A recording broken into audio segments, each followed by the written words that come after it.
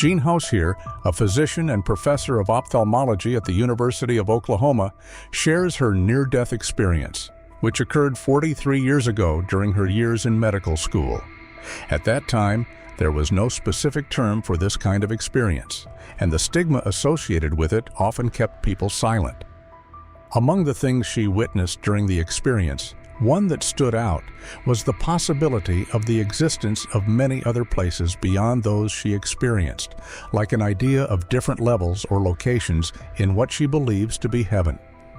She described the place she visited as an intermediate point, not the final one where we will all end up one day. Heaven probably has different levels. That's what I was given to know.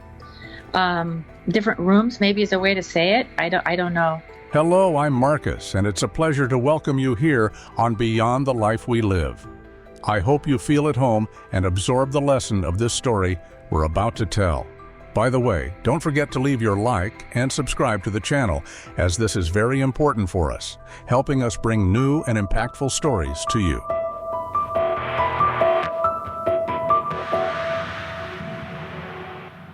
In 1977, at the age of 20, Jean developed a respiratory infection after her family vacation, resulting in double vision and paralysis during an exam at medical school. Initially diagnosed with a Jacksonian variant of Guillain-Barré, a condition worsened by the presence of the Zika virus, Jean was inadvertently given an overdose of a medication that, instead of helping her, led her to an extremely severe condition. Sitting in a wheelchair on her way to physical therapy, Jean began to experience overwhelming exhaustion in her muscles.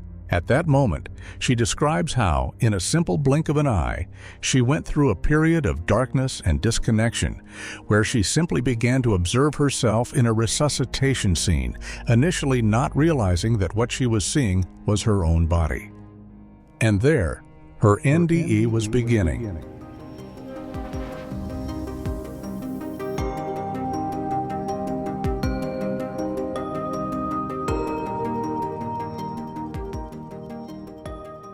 I could see through anything I wanted to, plaster, roofs, walls, anything. By just looking and desiring, I could see right through it. Jean's story takes a dramatic turn with the rapid deterioration of her physical condition. She describes the separation from her physical body as something immediate, as if she had simply been thrown out, and the experience of watching the resuscitation as if watching a movie from about 30 feet above. At that moment, Jean did not experience fear, but was somewhat perplexed by the situation unfolding before her. While witnessing the resuscitation of a young woman, she couldn't understand the logic behind it, because from her point of view, there was no one present in that body. What Jean did not realize, however, was that the young woman being resuscitated by the doctors was, in fact, herself. During this process, she noticed a loving, radiant light in the distance, accompanied by very beautiful and striking colors, along with a feeling of peace and pure goodness. The irresistible pull of this light led her towards it. Passing through the hospital roof and through an earthly darkness that contrasted with the bright light awaiting her. At that moment, Jean began to recognize that she was experiencing her own death as she moved towards the light, but that did not stop her from going to it. She described the place she went to as being full of peaceful souls, each radiating unconditional love in ways that transcend earthly human experiences. According to her, the difference between this love and what we know on earth is that there, hatred or anger simply do not exist. The profound love and welcoming she experienced in the presence of these souls is a love that surpasses human flaws and the conditions imposed in earthly life. Jean explains that she has great difficulty detailing the grandeur of that place and the deep love she experienced. I was so profoundly moved to talk to these souls. That's all I wanted to do, was talk to them. So I wasn't focused on these other things that She describes that these beings had human-like features, but were clearly not human. They were translucent and radiated surprising colors and brilliance. The beauty of these beings was indescribable, and she believes they were souls. Although these souls were different from each other, there were no common physical distinctions such as height or age. Instead, the difference between them was deeply rooted in their unique expressions of love. These souls did not have conventional physical features, like skin, but were enveloped in various colors. Regarding the nature or landscape of the place, Jean admits that she was so absorbed in talking to the souls that she was not focused on observing details of the environment or animals. However, she acknowledges that there were things analogous to the ground and everything else, but her main attention was on the meaningful interaction with these souls. She shares that during her near-death experience, after experiencing the intensity of the loving light, she had to make a crucial decision. Jean, would you like to return to your life on Earth, or do you wish to stay? You must make the choice. But a voice, which she interprets as divine, coming from what she believes to be a place higher than where she was, communicated to her that it was not yet her time to return. She must return now, as her journey in that life is not yet finished.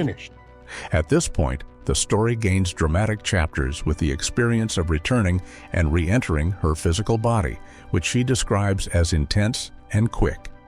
She recalls that this return was abrupt and instantaneous, described by Jean as a punch. She compared this transition to moving from a state of light to true darkness upon returning to her body in the ICU.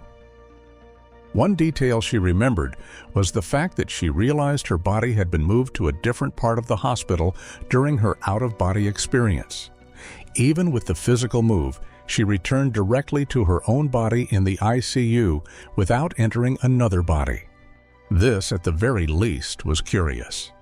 Once she regained consciousness, the doctors advised her to consider a career outside of medicine, as they predicted mobility challenges and the loss of her ability to practice. However, ignoring this advice, she returned to medical school. In addition to these valuable insights, Jean shared lessons learned during her NDE. She made it clear that between God and heaven, there was an absence of religion in that state of consciousness, and her view of death is of an incredible and wonderful place, making it hard for her to understand why people strive so hard to prolong life. I think we have to realize that these tough things that happen in our lives happen to build our character. We should grow from it. So life is kind of like a mist or a fast-paced sprint of sorts. It's like our breath and our days. They're really very transient and brief compared to what lies ahead for us. According to her, there are no accidents in God's creation, and every child has a purpose, regardless of the circumstances of their birth. That is the true reason we are here, and this decision was made by us before our arrival. She believes that we are here to prepare for eternity through learning and experiences, and that every second of every day is meaningful in our journey on Earth.